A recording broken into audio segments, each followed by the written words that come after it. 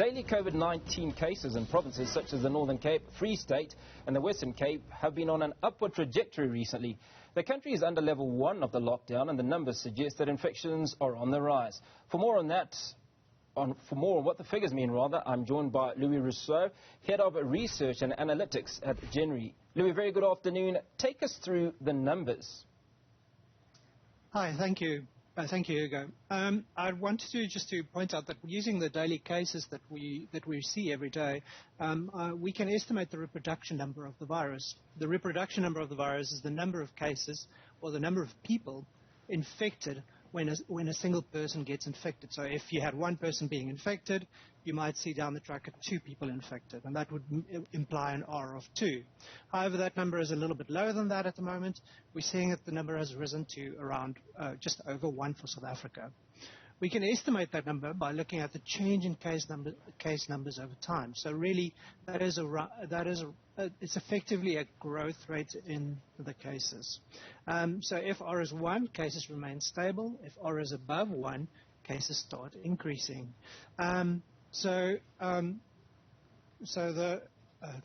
Apologies. So if the reporting is not, the other issue with the R is that the number of cases is based on reporting. So if you have increases or improvements in reporting, then the number can go up, and if you have worsening of reporting, the number can go down.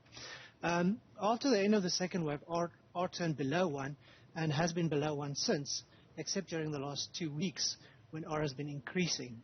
And in the last week, R has crossed over 1 for South Africa, as you can see in the chart, indicating that the cases, and by implication, the infections, have started to increase.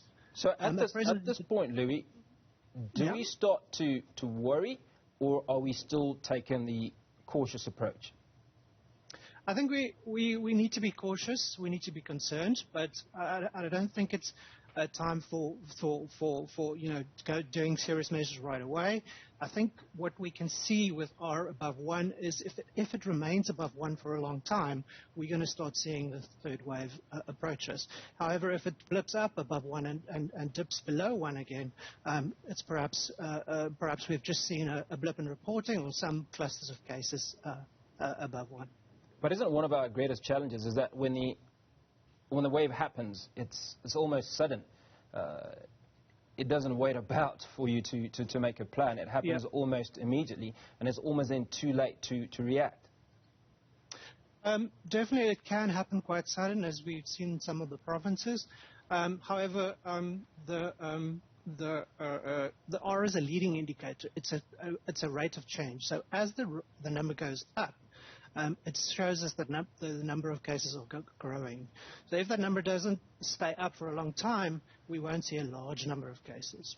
However, we have seen in some of the provinces that the number has gone up quite sharply.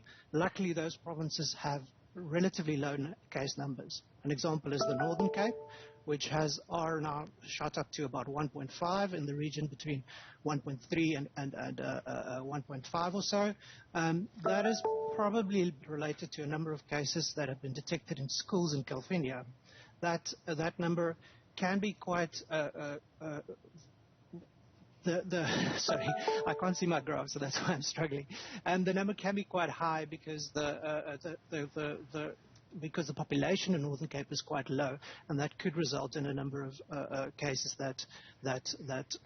so a small increase in the number of cases in California might result in quite a sharp increase in R, as we've seen in the Northern Cape, which shot up. Eastern Cape has had the lowest number of cases over the last couple of weeks, and has also seen a sharp increase in R in excess of 2. Now that is quite a very high number.